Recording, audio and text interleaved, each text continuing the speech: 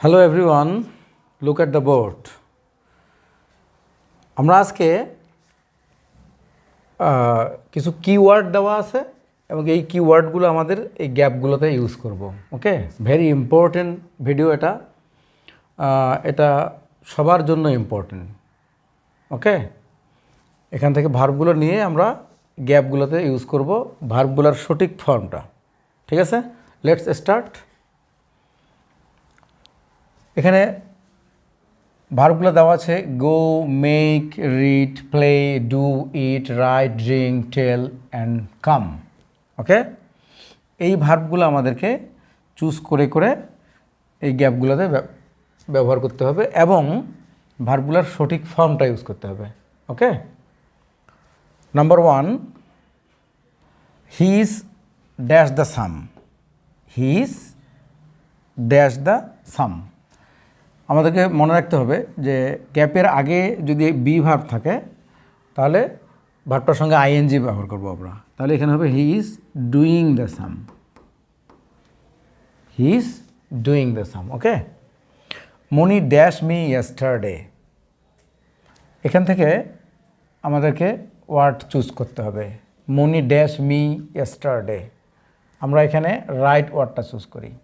ঠিক আছে, ডু গেল রাইট, তাহলে ইয়েস্টারডে আছে, এজন্য আমাদেরকে এখানে রাইটের পাস্ট ফর্মটা ইউজ করতে হবে। Wrote, WROTE। Money wrote me yesterday. Okay, they have dash to Dhaka. They have dash to Dhaka.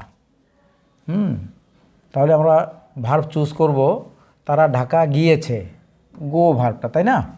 They have থাকার কারণে গোটা পিপি ফর্ম হয়ে যাবে, মানে পাস্ট পার্টিসিপল হয়ে যাবে। They have gone. They have gone to Dhaka. Do not dash a lie. Do not dash a lie, মিথ্যা। আচ্ছা, do not dash a lie, তাহলে মিথ্যার সঙ্গে বলার সম্পর্ক, তাই না? তাহলে আমরা এখানে লিখব do not tell a lie. Do not tell a lie. She will dash a cake. তোমরা চুজ করো দেখি। She will dash a cake. Cake আছে, তাহলে আমরা এখানে কী ব্যবহার করতে পারি? She will dash a cake. সে একটা কেক বানানো, তাই না, তৈরি করা, তাহলে আমরা মেক ব্যবহার করব। শূন্যস্থানের আগে মডাল আছে, মডাল থাকলে কী হবে? বেস ভার্বটাই হবে, মূল ভার্বটাই হবে, তাই না? তো she will make a cake. Okay, number 6, I dash the Quran yesterday. আমি গতকাল কোরআন পড়ার সঙ্গে সম্পৃক্ত, তাই না? তাহলে আমরা রিড ভার্বটা ইউজ করতে পারি। রিডের পাস্ট ফর্ম হচ্ছে read, READ, read. I read the Quran yesterday. Okay, he did not dash home.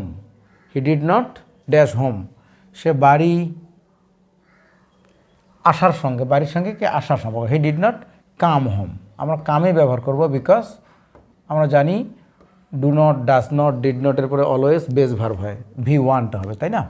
Have you dash rice. Have you dash, এটা হ্যাভ ইউ ড্যাশ রাইস, রাইসের সঙ্গে খাওয়ার সম্পর্ক, তাই না? তাহলে আমরা এখানে ইট ভার্বটা ব্যবহার করব। Have you dash rice. Have থাকার কারণে হ্যাভ ভার্বের পরে ভার্বের পিভি ফর্ম হয়, তাই না? তাহলে হবে এখানে eaten. Have you eaten rice. Have you, এটা এটা have you eaten rice. Okay, have you eaten rice, তাহলে এখানে হবে EATEN, have you eaten rice.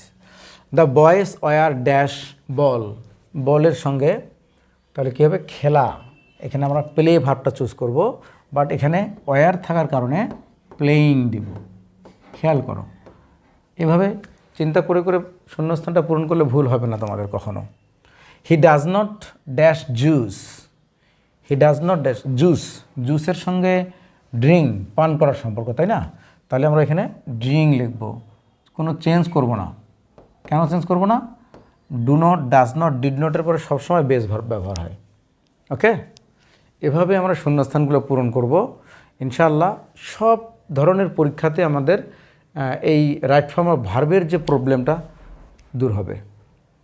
আল্লাহ হাফেজ।